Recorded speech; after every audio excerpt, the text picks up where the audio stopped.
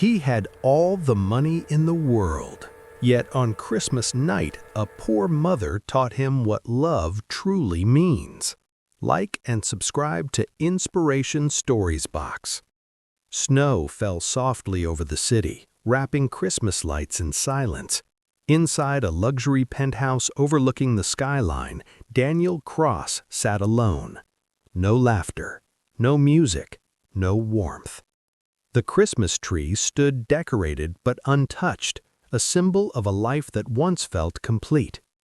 Daniel was a billionaire CEO, powerful, respected, feared, but none of that mattered tonight. 3 years earlier, cancer had taken his wife. A year later, a car accident took his 6-year-old son. Since then, Christmas became a reminder of everything he had lost. Unable to breathe inside the penthouse, Daniel put on his coat and walked outside. He didn't bring security. He didn't want to be recognized. He just wanted to disappear. He wandered until he reached a small grocery store still open for last-minute shoppers. Inside, the warmth smelled of bread and cheap chocolate. That's when he noticed her. A woman stood at the counter, her coat thin, shoes worn. A little boy and girl clung to her sides. In her hands were a loaf of bread, a carton of milk, and a small toy car. The cashier shook his head. "You're short." The woman looked down at the coins in her palm and swallowed hard. "Please," she whispered, "can we remove the toy? My son thinks Santa remembered him this year." The boy's eyes sparkled. "Mommy, Santa's real, right?" She smiled through pain. "Of course he is." Daniel felt something tighten in his chest. The cashier removed the toy. The woman nodded quickly. "That's okay, thank you." As she turned away, she knelt in front of her son.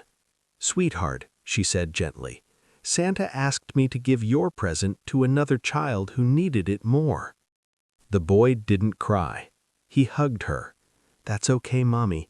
Maybe Santa will come next year." Daniel froze. Outside, Daniel watched as the woman stepped into the cold night, wrapping her coat tighter around her children, humming a soft Christmas song. She had nothing, yet she gave everything.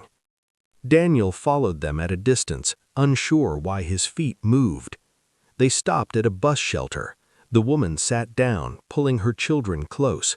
She took out the bread and broke it in half, handing pieces to each child before taking the smallest portion herself.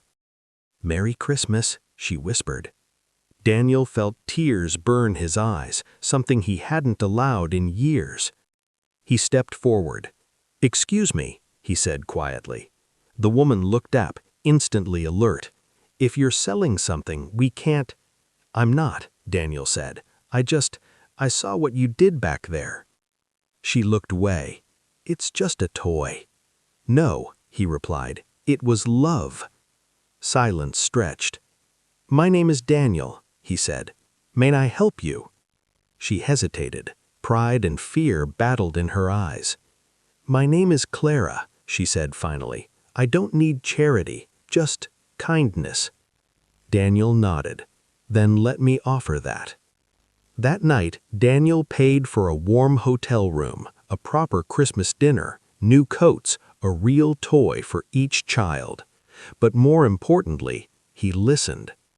Clara spoke of her husband lost in an accident, of working 2 jobs, of choosing food over dreams, of teaching her children to give even when it hurt.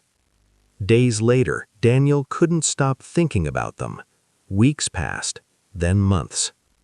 Daniel created a foundation in his son's name, one that supported struggling single parents during the holidays. Clara was hired to help lead it. She wasn't just receiving help anymore, she was giving hope. On the following Christmas Eve, the foundation hosted a dinner for hundreds of families. Daniel stood on stage, his voice shaking. "I spent years believing money could fill the emptiness in my heart, but one poor mother on the coldest night of the year showed me what true wealth looks like." In the crowd, Clara smiled. her children laughing beside her.